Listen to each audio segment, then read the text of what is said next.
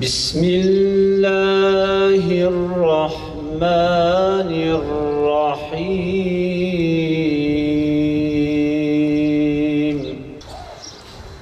Men ca'e bil haseneti felehu aşru emthaliha ve men ca'e bis seyyiati fela yüczâ illa mislaha فلا يجزى إلا مثلها وهم لا يظلمون. Sinler yükümü komşularım helal etsin hakkını, komşularım helal etsin hakkını. Adım gül kokusu alamadım. Yaralıyam, yaralıyam vay. Yaralıyam vay. Bulunmaz Resulün eşi, yaralıyam, yaralıyam, yaralıyam vay. Eri düştü yollara, yolum yine uzar patikalara.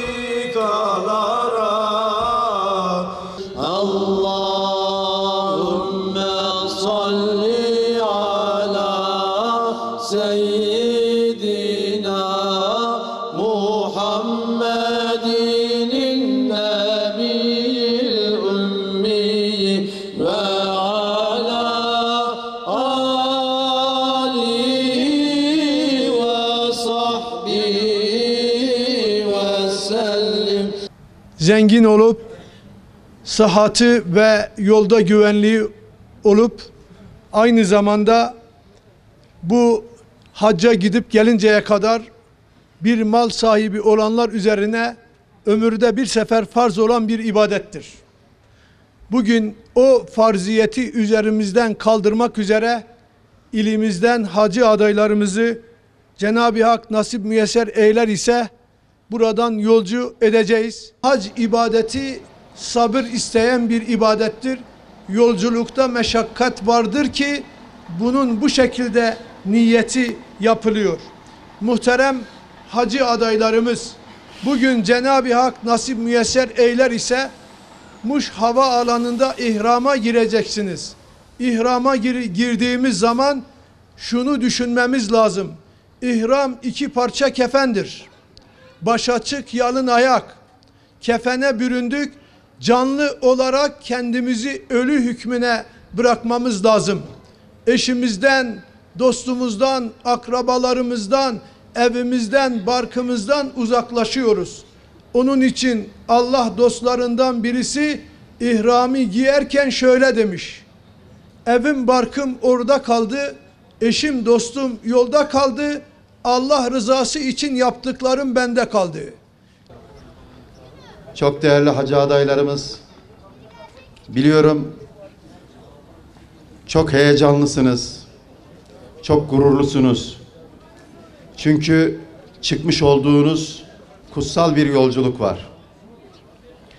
Hepimizin özlemle hasretini çektiği Allah'ın evi, o kutsal eve, o Kabe-i Muazzama'ya kavuşma hasretiyle bugün yola çıkıyorsunuz.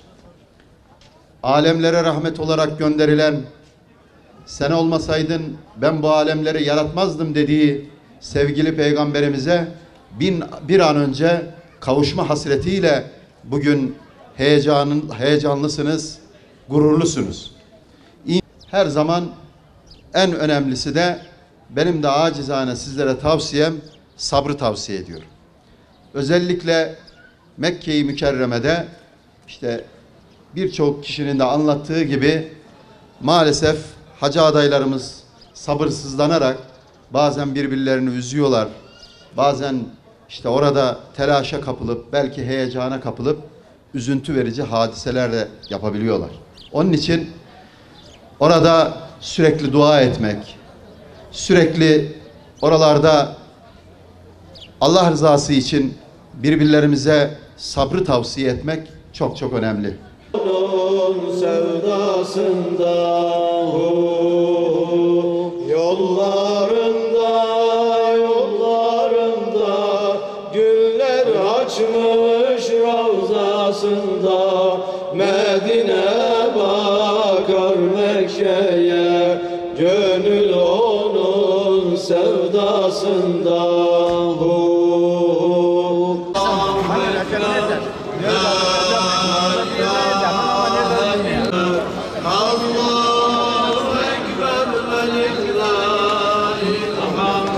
Ecmaîn. İlahi ya Rabbi, çıkmış olduğumuz bu hac yolculuğunu bizlere kolaylaştır ya Rabbi. Düşman çizmeleri altında çiğnetme ya Rabbi. Taha ve Yasin. Velhamdülillahi Rabbil alemin. El Fatiha.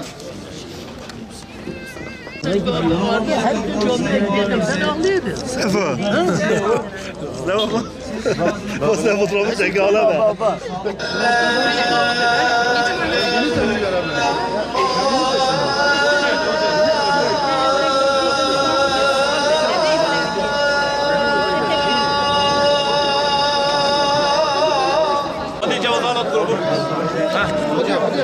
Bursa giyeceğiz. Giyenler Bursa giyeceğiz. Giyenler zaten giymiş. Giymeyenler de Bursa.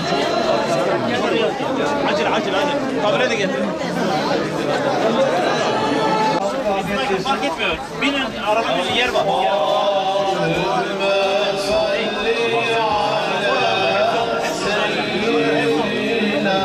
Herkes arabalara binsin.